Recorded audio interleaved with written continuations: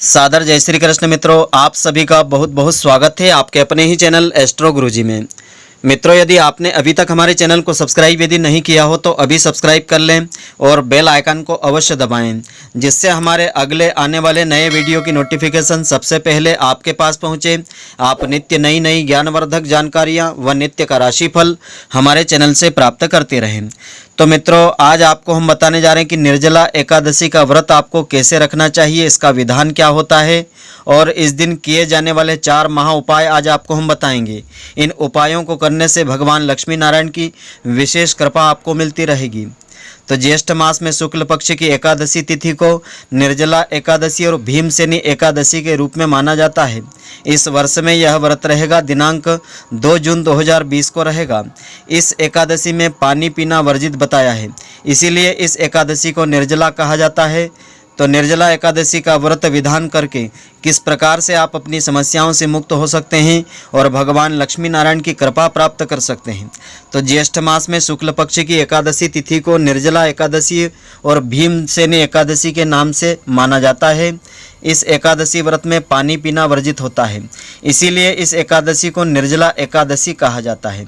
निर्जला एकादशी पर निर्जल रह करके भगवान विष्णु जी की पूजा आराधना की जाती है और दीर्घ आयु और मोक्ष का वरदान प्राप्त किया जाता है।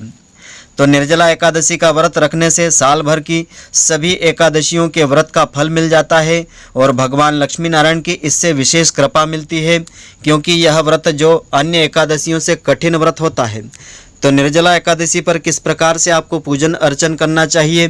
निर्जला एकादशी का व्रत एक दिन पहले अर्थात दशमी की रात्रि से ही प्रारंभ हो जाता है और इस दिन रात्रि में अन्न का सेवन आपको नहीं करना चाहिए।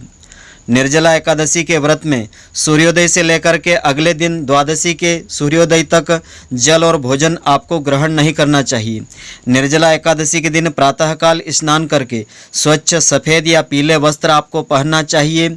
भगवान विष्णु जी की पीले चंदन पीले पुष्प से पूजन करना चाहिए। पीली मिठाई का भोग अर्पण करना चाहिए। तुलसी पत्र अवश्य ही चढ़ाना चाहिए, क्योंकि तुलसी पत्र चढ़ाने से ही भगवान श्री हरि की पूजा पूर्ण मानी जाती है।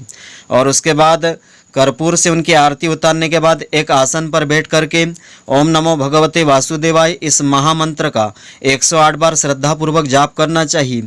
जाप करने के बाद गुलाब या आम के शरबत का भोग अर्पण करना चाहिए और भोग में आपको तुलसी पत्र भी चढ़ाना चाहिए और वह जो शरबत है, जूस है, ज़रूरतमंद लोगों और गरीबों में आपको वितरित कर देना चाहिए। तो ऐसा करने से आपकी मनोकामना जो होगी वह पूरी हो जाएगी और आपके परिवार में कलह कलत्र खत्म हो जाएगा, दरिद्रता इससे दूर हो जाएगी। भगवान लक्ष्मी नारायण जी की विशेष कृपा आपको मिलेगी।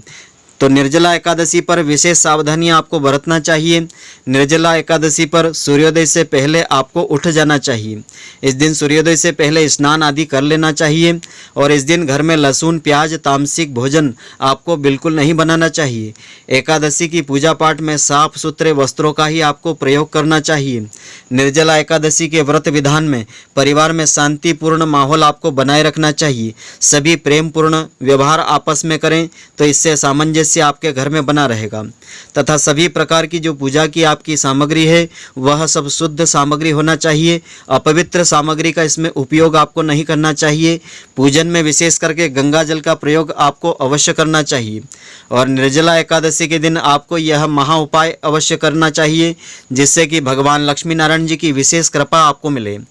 तो निर्जला एकादशी का व्रत का विधान करके जरूरतमंद लोगों को फल अन्न आसन जूते छतरी शरबत जल अन्न आदि का दान करने से मन की इच्छा पूरी होने के साथ साथ सभी पापों का नाश हो जाता है। मनोकामना जो हमारी होती है वह श्री हरि की कृपा से पूर्ण हो जाती है। तो इस दिन आप उपाय इस प्रकार से कर सकते हैं कि एक चौकोर भोजपत्र लेवें। उस भोजपत्र के ऊपर केसर में गुलाब जल मिला करके उसके ऊपर ओम नमो नारायणाय नमः इस महामंत्र की 3 आवृत्ति श्रद्धापूर्वक बैठ करके लिखें।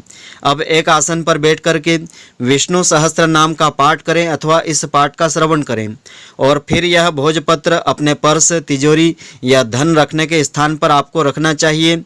तो इससे आपके पास धन धान्य की कभी कमी नहीं आएगी। धन धान्य की वृद्धि के साथ साथ रुका हुआ धन आपको प्राप्त होगा और भगवान लक्ष्मी नारायण की विशेष कृपा दृष्टि आपके परिवार के ऊपर बनी रहेगी। तो मित्रों, आशा करता हूँ कि आपको हमारी यह ज्ञानवर्धक जानकारी पसंद आई होगी। यदि आपको पसंद आई हो तो आप हमारे वीडियो को लाइक व शेयर अवश्य करें।